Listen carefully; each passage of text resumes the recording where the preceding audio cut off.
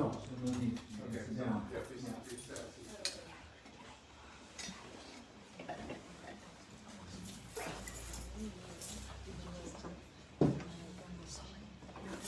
Hello.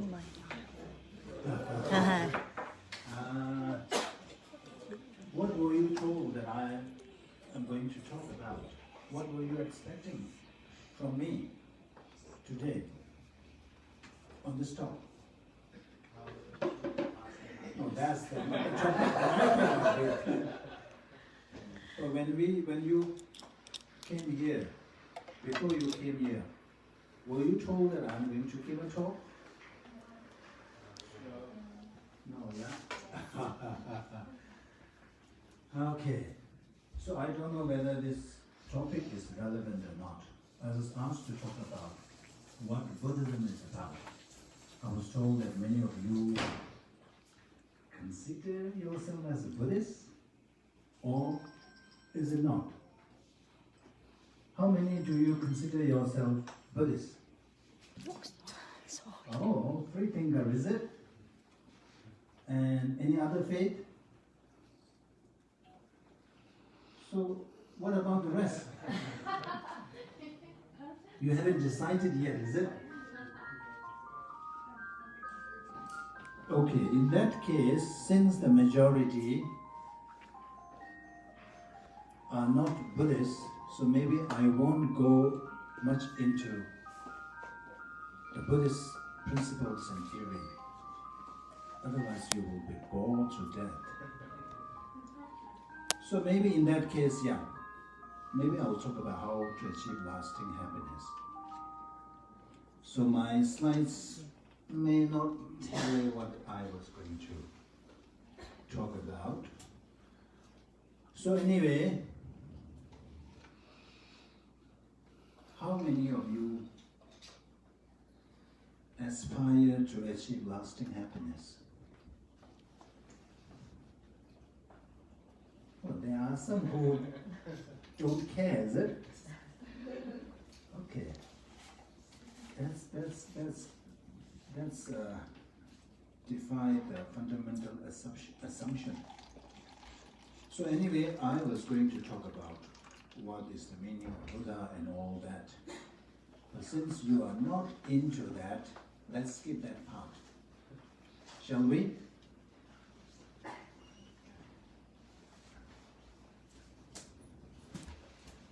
So in Tibetan it's called Sangye. Sangye.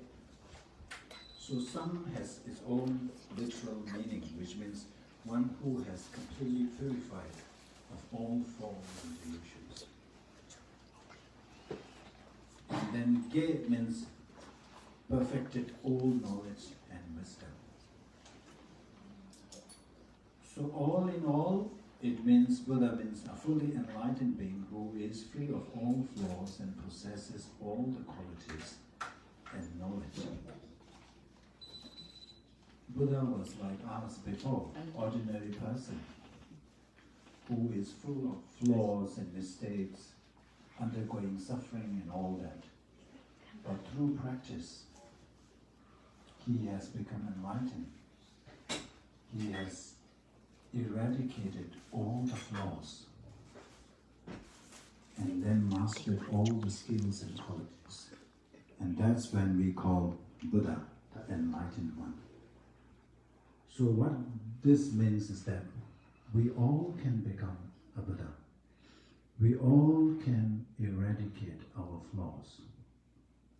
We all can acquire the perfection. That one actually we can tell from our own experience. Let's say if you have an anger issue, but if you work through it, there will become a time where you see improvement. The person is no longer that angry anymore. So that shows that we can get rid of these emotions, negative emotions, what we call afflictive emotions. So afflictive emotions are the ones that are causing us problem that's hindering us to achieve or to fulfill our aspiration, which is to be happy. So that's what it means. And then Buddha taught the first teaching, Four Noble Truths. So basically, it's like a doctor. So if somebody is ill, that person will go to see a doctor, and the doctor will examine and do the required test, and then make the final diagnosis. And also, the doctor will tell you what are the causes, and then also tell you whether one can be cured or not. If it can be cured, then they will prescribe medicine or treatment. So likewise, Buddha did the same thing. Buddha diagnosed our problem. Then Buddha also diagnosed the cause of our suffering. And then Buddha said that there is a cessation. We can overcome that suffering. And how? We need to practice. We need to rely on certain paths and practices. So that's the gist of it. I won't go into detail. So why this is important is that we have this mistaken view. Even though our fundamental aspiration is to achieve happiness and to avoid suffering, but we find ourselves all the time not fulfilling that aspiration. We are doing all kinds of things. We try all kinds of things to be happy all the time. But that's not happening. There is always disappointment. Every now and then things don't go per our plan. Then we get disappointed. So why is that? Because from the Buddhist point of view, happiness and suffering, they do not come about without a cause. It comes about because of a cause. And that cause also not any kind of cause. The cause and condition must correspond to the result. So if we are seeking happiness, we need to cultivate the causes and condition corresponding to happiness. If we do not want to experience suffering, we should stop engaging in causes and condition that give rise to suffering. So it is like if we want strawberries, we need to plant strawberry seed, not chili seed. If we plant chili seeds and if we expect to have strawberries, no, it will not. You will still have a chili, a spicy one. So likewise, if we want happiness, we have to create the causes and conditions for happiness. So far, what we have been doing is this. Although wishing to be rid of misery, they run towards misery itself. So in here they are us, we run towards misery itself. Although wishing to have happiness like an enemy, we ignorantly destroy it. Do you agree?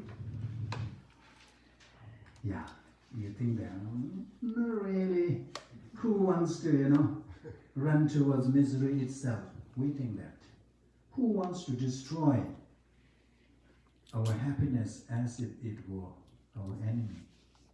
We think that. Let me explain.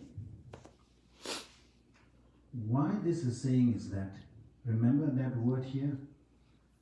Ignorantly. So whatever we are doing, we think that we are cultivating the causes and condition for happiness. But in reality, we were mistaken. And to us, things that we are doing, we think that we are creating causes for happiness. But actually, we are creating causes and condition for unhappiness. So that's why they said that we destroy our happiness. When you, let's rephrase it. When you cultivate the causes and condition that give rise to unhappiness, instead of creating causes and condition that give rise to happiness, then it is like destroying your happiness, because the end result will be suffering. It won't be a happy experience. So that's why we are destroying our happiness. And why Shantideva says ignorantly? This is one thing. We chase after wealth, we chase after money. Do you still believe that money is the source of happiness? Okay, that's very good. But unfortunately, many people believe that. Many people think that if I have lots of money, I will be happy. If I am become a rich person, I will be happy. If I get a big house, I will be happy. If I get to drive a big car, BMW, or over here I noticed that it's Lexus, right, isn't it? I see that. When I see a Lexus car coming, oh, must be Vietnamese. Yeah, I was right. Yeah. So we believe that. We subscribe to that. Money, wealth can be happiness. And then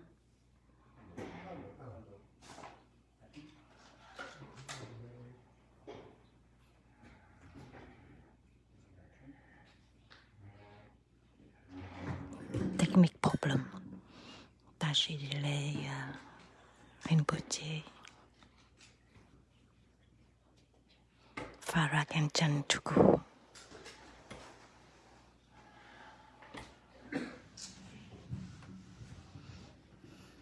yeah, so unfortunately, that's what majority people subscribe to. Money, wealth, all this bring happiness. But the research shows otherwise. There is this famous phrase called income happiness paradox, or commonly known as Easterlin paradox.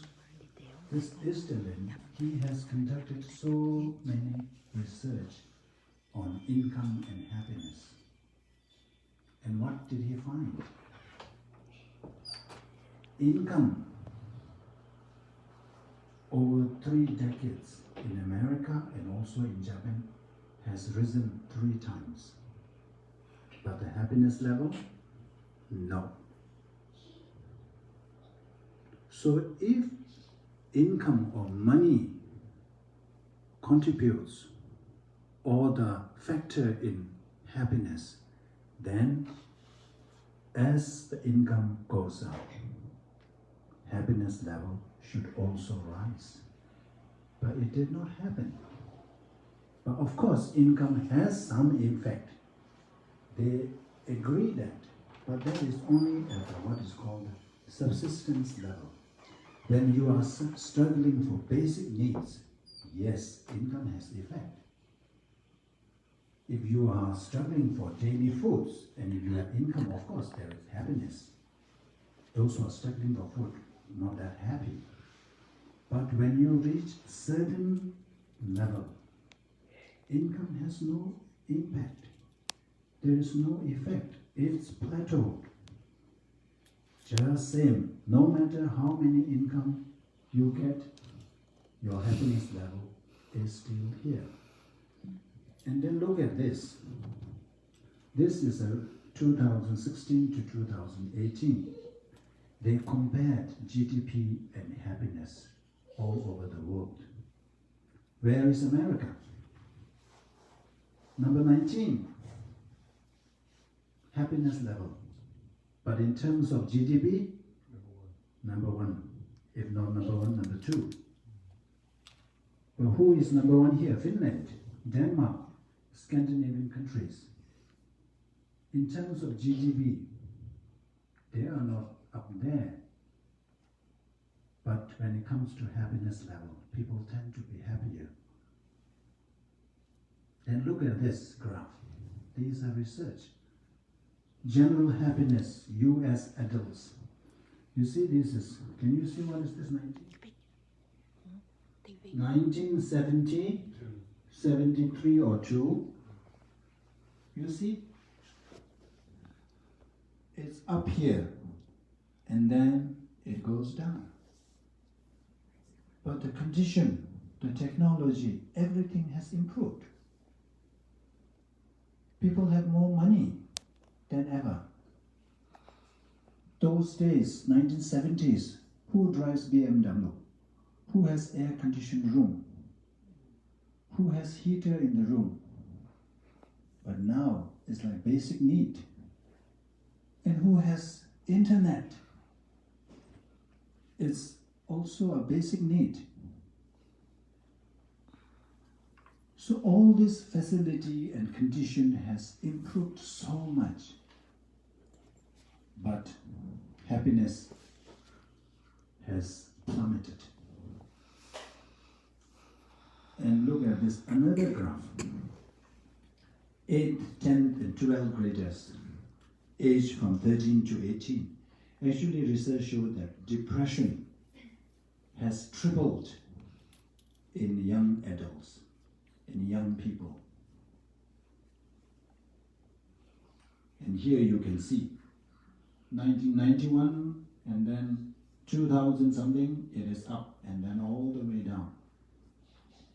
So all this suggests that money cannot guarantee, wealth cannot guarantee lasting happiness.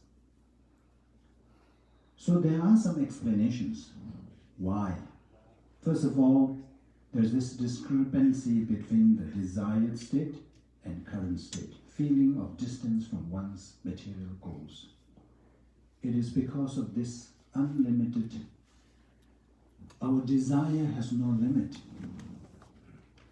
And we adapt to our environment so quickly.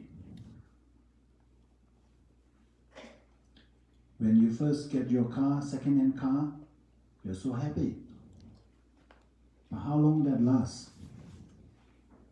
After 3-4 months, you are already eyeing and wishing for a new car. When you get a new car, what happens? After a few months, you're already wanting another car. That goes with iPhone. When new iPhone comes, what happens? People queue there from the night before, stand in the cold weather, even though they are already using the latest one. Why? Because our desire has no limit. So what happens is, when you have this unlimited desire, and then you realize that you cannot achieve all that. And we are all the time bombarded by these advertisements. You switch on the TV, they are showing advertisement. And nowadays you can buy a car on your phone. Did you see that ad? Yes. Mm-hmm. You can just place an order and they will bring a car. And then they show all kinds of cars and all these new things. So we are all the time bombarded by this and fueled our greed, and we want this, oh, this is nice, how wonderful I would if I had this, or I wish I had this. But we don't have the resources to acquire all that is advertised, then what happens? There is disappointment. That's one reason. Another reason, escalation of aspiration, that I already mentioned. People rarely feel their material goals are being achieved. When you first get a new house, if you are renting a house, and then when you get your own place, you are so happy. For a few days you are, what is the term, that feeling over the moon? And then after, oh, this is not good, that is not good, this bedroom is too small, or that living room is not right, the dining room, the kitchen, you are already thinking of another house. So this is what it says, escalation. When you get this, you want something more. When you get this, you want something more. There is no limit. That breeds dissatisfaction, disappointment.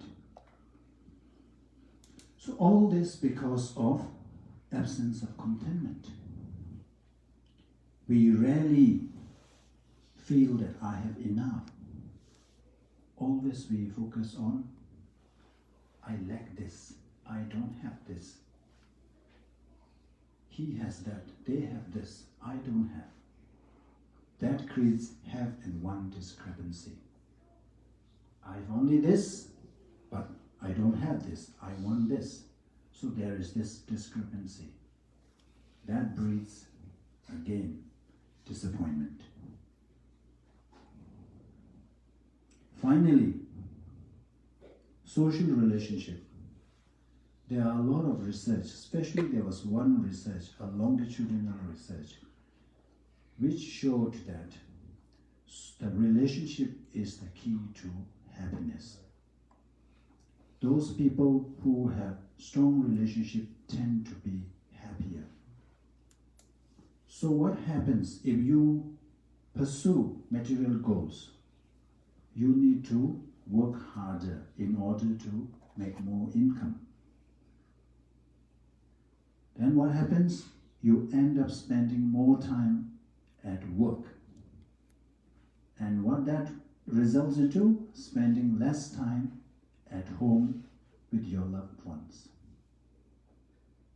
And then when you are exhausted, working for 10, 12 hours, you come back, there is agitation, there is anger, irritability. And then what happens? Those in the family, when they say something else, it fuels. You flare up. Instead of, first of all, you have very limited time to spare with your loved ones. And during that time, you are irritated because you are exhausted from working. So that strains the relationship. And the one that shows the key factor in creating a happy life, you are not doing anything about it. And this is happening with the Tibetan community as well. What happens is both parents work so hard. They have very little time to spend with their children. So the children are the ones who are waiting for their parents. Hi, And then Mercedes. what happens? The child grows. And the parents also grow old. They retire. And when they retire, they have plenty of time.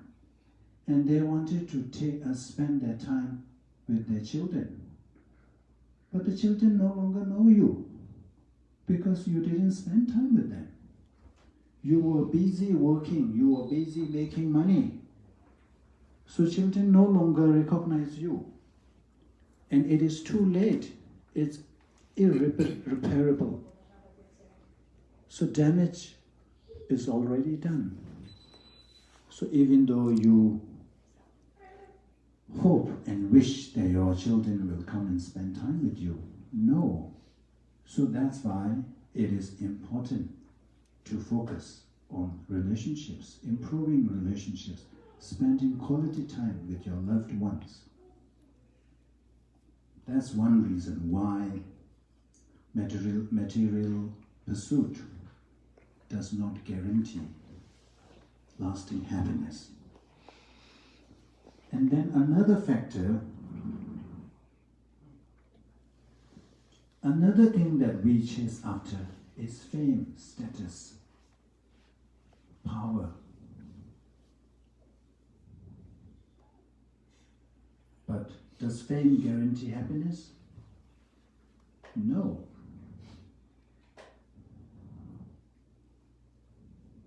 Why would they do so if they are happy? Why are they addicted to all this substance? There's a lot of torture, there's a lot of pain, despite their popularity, despite their fame. And then status. We are really, really concerned about our status. I'm not saying all, but many people, why they buy a big car? To portray the status. I'm doing well. I have a friend in Malaysia. He retired, but he bought a Volvo. He has another small car. So friends ask, why did you buy a Volvo car? And he hardly drives that Volvo car. When he has to go out, he rides the other old car. So I said, why did you buy that? Oh, that one I drive when I go to meet the family on Chinese New Year. So Chinese New Year, there's this practice that you have to visit your family there. So it is to show that even though I am retired, I am doing well. I still drive big cars. First of all, it's waste of money. Secondly, people may not even notice that you are driving a big car. Even if they notice, they may not make that same conclusion that, oh, you are doing well. They may not make that conclusion. They may even make the conclusion that, oh, you see, he's trying to show that he is doing well. So, what a waste. Small car, big car, it will get you to the same destination. Of course, if you can afford, it's okay. But just for that purpose, first of all, you have to pay more, and then maintenance, you have to pay more, and then gas, it consumes more. So in the end, you spend a lot of money for no real reason. So that's all because of status. We are so conscious of status. So all these are not a factor of lasting happiness.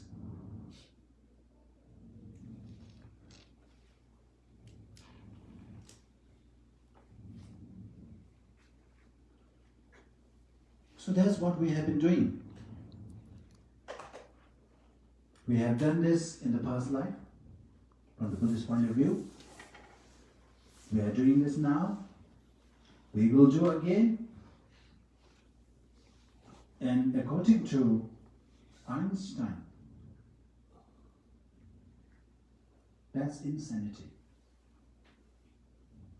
We are all insane because insanity is doing the same thing over and over again and expecting different results. So that's what we have been doing. We are pursuing the wrong causes and conditions and hoping to have a result that does not correspond to the cause and conditions. And we think that if we repeatedly do that, maybe somewhere along the way it will change and it will produce. No. No matter how diligently water a chili seed, strawberry will never sprout. Never ever. So then, what should we do? First of all, I wanted to show you why all these external things cannot bring happiness. Watch this.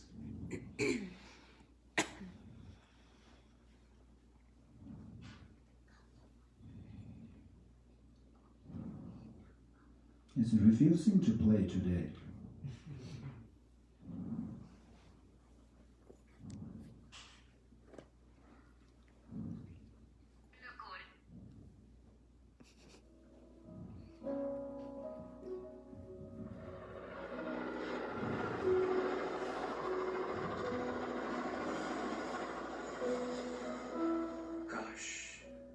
काश मैं एक helicopter खरीद सकता।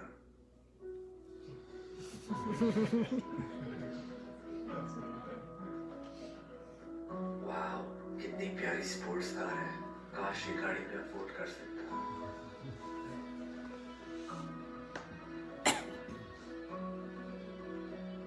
Man, I wish I had a car too.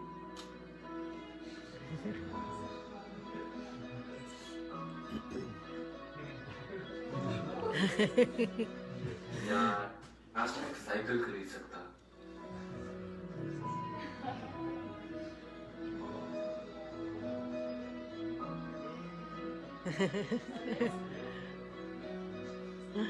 काश मेरे पैर सलामत होते और मैं चल सकता।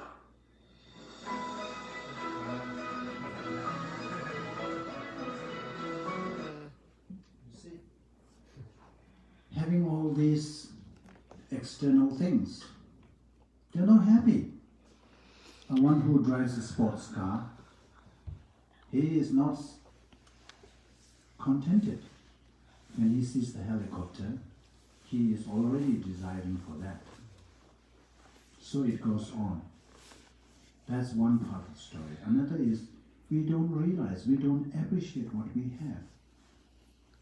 If we are able to appreciate what we have, we will be much happier. That one I can guarantee.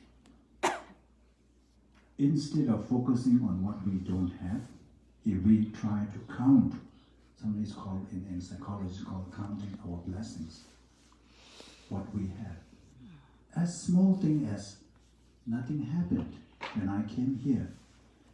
There are so many possibilities. Many things could go wrong. You could have met with an accident, but didn't happen. Something could have happened. Nothing happened. While we are talking, something could have happened. Nothing happened. And then I have this, I have this, I have this, I have this. Do we really do that? No. If you do that every day, you will find new things to appreciate, new things to be grateful. You will be contented, you will be happy. Disappointment comes from this lack of this, appreciation. When you are not contented, then disappointment arises. Disappointment arises, then it gives rise to unhappiness. So this is to show that, all these physical things may not guarantee lasting happiness. But instead, if you do this is a popular one. I think most of you have seen this.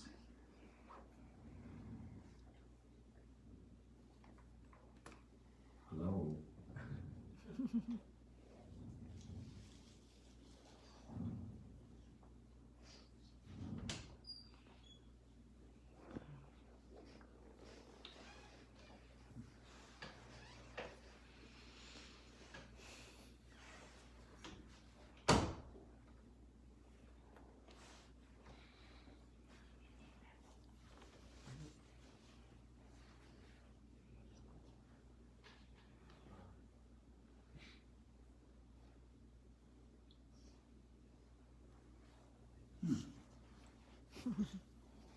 Refusing to play.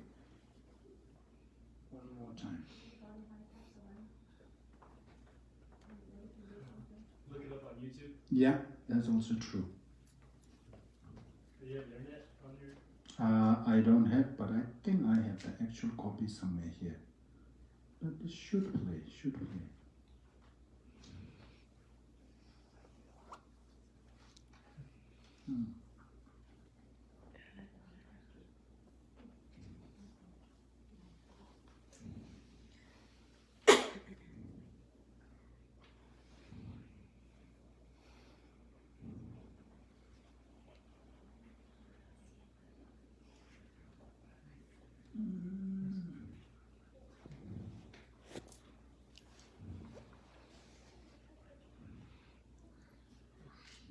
Do you see me here? Sorry, it's a technical problem on the computer, internet. Just wait a moment.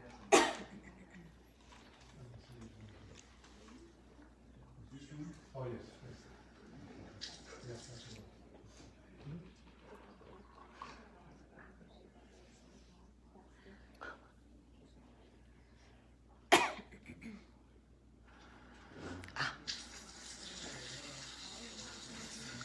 Okay, it's worked right now.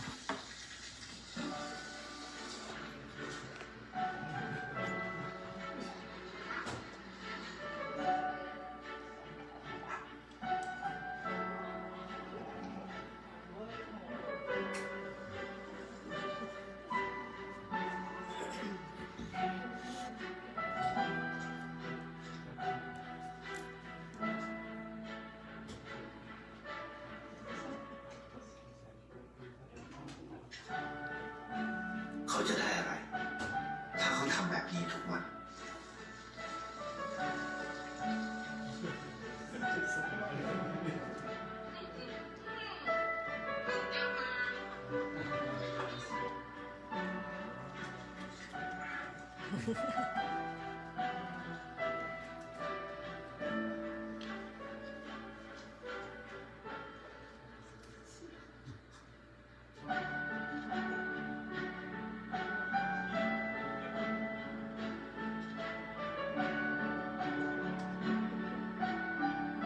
เขาจะไม่ได้อะไรเลย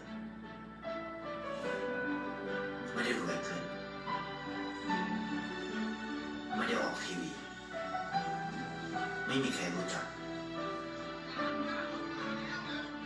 ไม่ได้มีชื่อเสียงที่มากขึ้น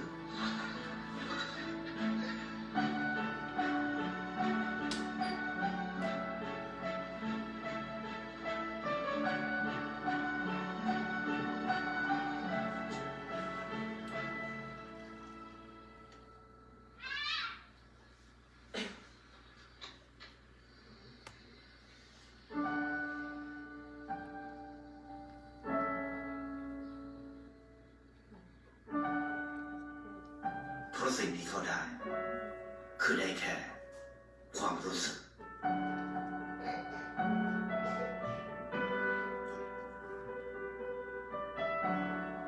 ได้เห็นความสึก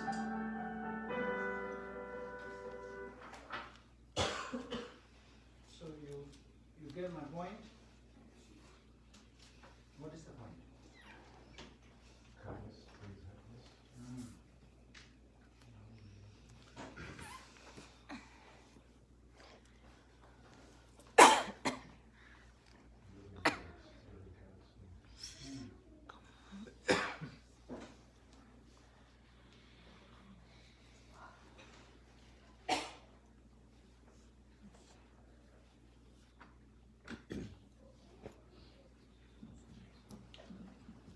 So you see in the second clip, he has nothing. He didn't even get fame. But what did he get? He get happiness just from being kind, compassionate, and helpful to others. So this all shows that happiness comes from within. It's just, you don't need to have lots of money to be happy. You don't need to have a big car to be happy. You don't need to have a huge house to be happy. As long as you can do something from within. If you try to change your attitude, then happiness comes. So that's what it says here.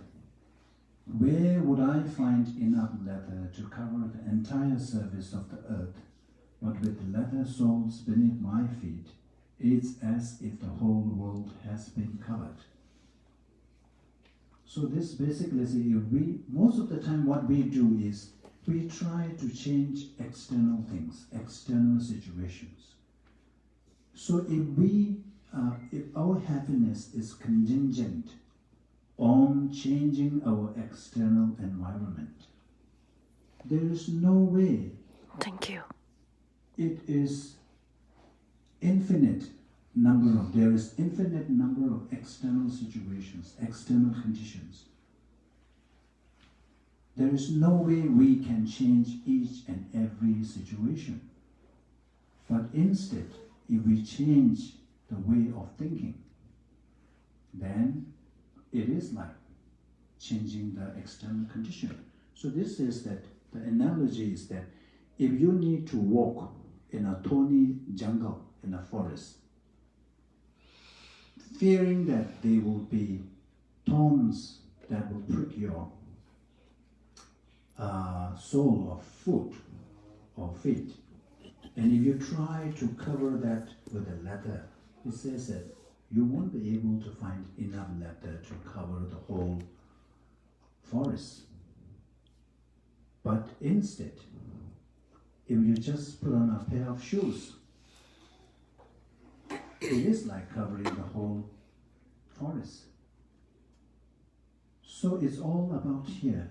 If we make some changes here, then it is similar to changing the external environment. Let's give you an example. Look at this. This is us. All the time complain, complain, complain. Here, not a single person here. So we can start by changing this. Instead of looking for faults, instead of looking for shortcomings, if we are able to focus on what we have, it will change. And look at this, how happy they look. They are pretending their slipper as a phone and taking selfie. To be happy, you don't need to have all that material things. So it all boils down to transforming our mind. So that is the actually teaching of Buddha. Buddha taught so many things, but it all boils down to change your mind, change your way of thinking. So this is what Buddha said. And then if you really work on this, I won't go into detail since most of you are not into this. I won't go into this. But if you really follow this and practice, there is the possibility of changing our mind is real. Let me show you another clip.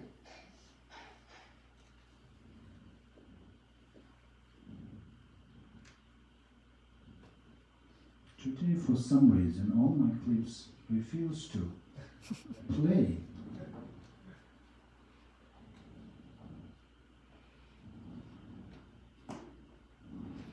A technical problem happened again.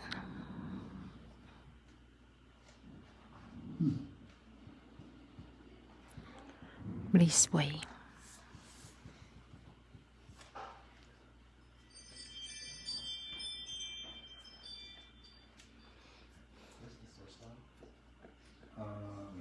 So spinal.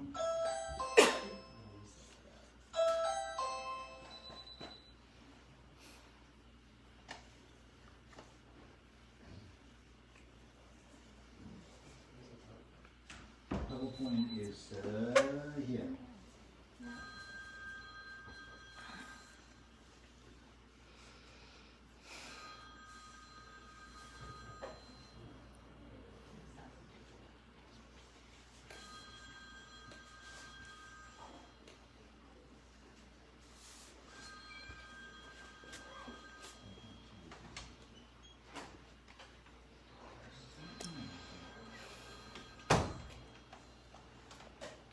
Some stylish pants. Some stylish pants. Keeps me warm. Can't wear this in the winter, so I gotta take advantage of now. Corduroys. Yeah. I got my husband some wearing khaki ones. I have a green one too. I have to change between Olive this green? this during the similar colors. I mean similar style. We wait a little bit when the video play.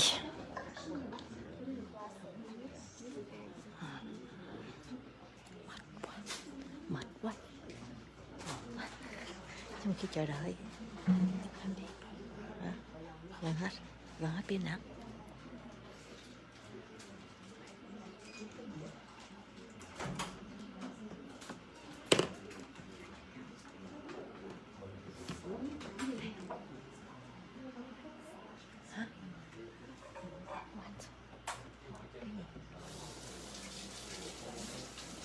Gần hết pin chưa?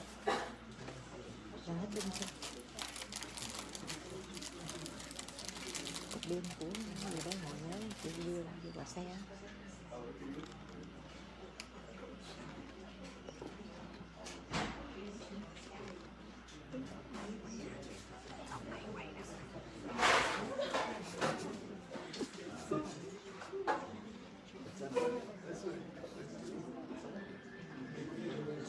Hello, hello.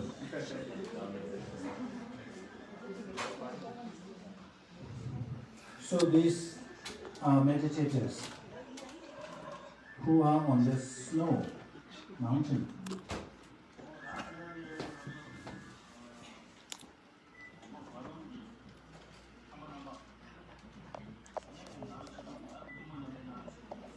So let me just. You see, they are all not wearing nothing, and they are soaking that in the cold water.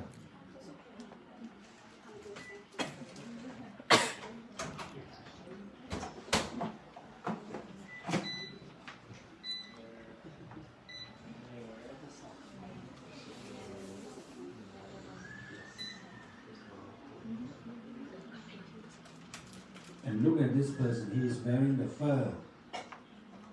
It is so cold. And look at them. I will freeze in 1 minute.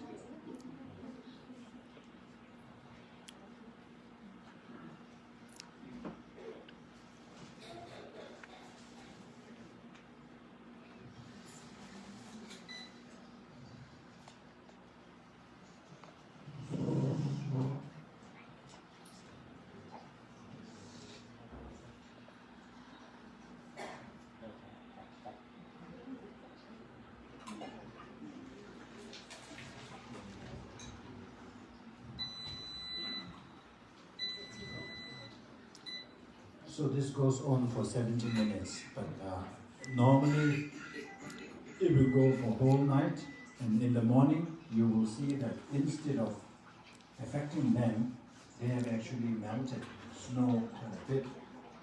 So this is the power of mind, power of practice, power of meditation.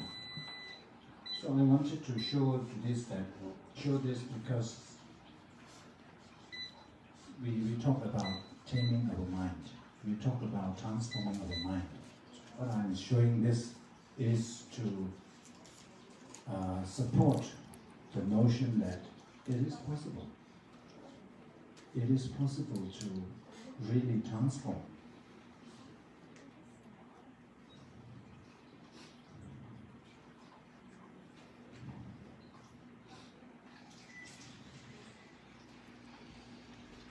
Another one. This is another high Lama who passed away and then remained in meditation for 18 or 22 days, is it? 18 days, for 18 days. And I have seen with my own eyes, my own teacher who passed away, clinically declared dead, but then remained in meditative state for 7 days. And at the end of 7 days, there is no smell, the body, the luster, everything is there. If you look from behind, you would think that person is still alive. So these are to show that this mind training is real. It's not some fantasy or fairy tales. It is real. And this one also, I think another Rinpoche who remained in meditative state for, I don't remember exactly, but this is how. He's already dead, pronounced dead. But you see, able to sit in that position. No ordinary people can do that. The rigor mortis sets in. And in the West, I think they inject so that the body won't smell.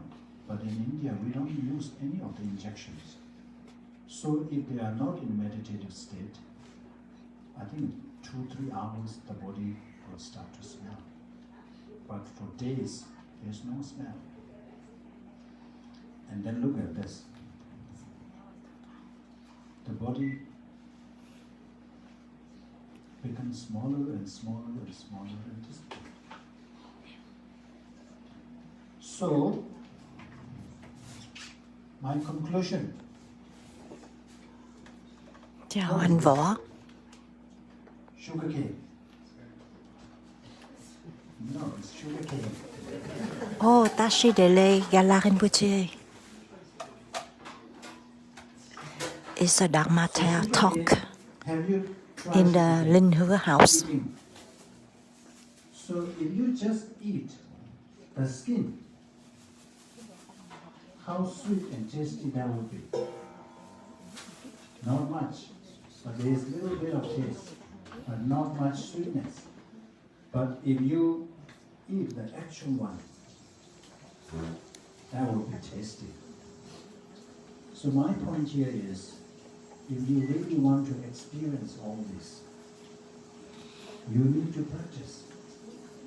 As you need to eat the actual inside sugar cane, you need to practice.